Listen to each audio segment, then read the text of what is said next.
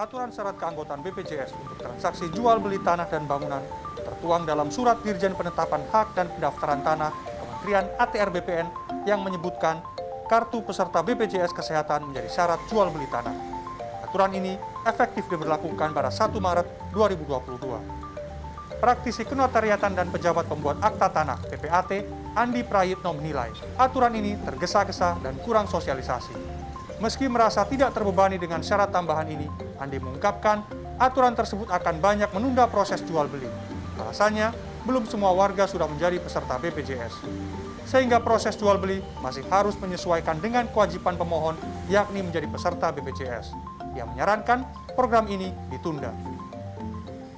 Dan bagi PPAT sebetulnya nggak ada kesulitan, Pak. Ya, nggak ada kesulitan. Kalau bicara masalah volume pekerjaan itu terhambat, tidak, Pak. Hanya tertunda. Beda ya, Pak. Kalau hambatan itu kan konotasinya kayaknya jelek ya. Enggak, tertunda.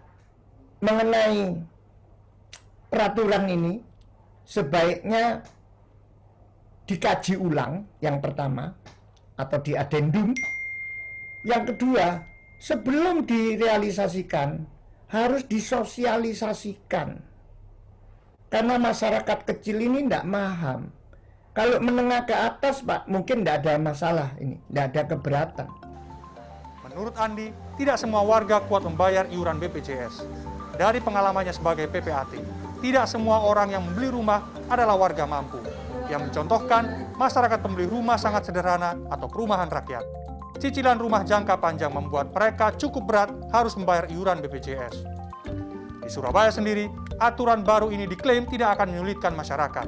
Mengingat, sudah 95% warga Surabaya terdaftar dalam Jaminan Kesehatan Nasional atau JKN. Artinya, proses sosialisasi diintensifkan bagi 5% penduduk yang belum terdaftar.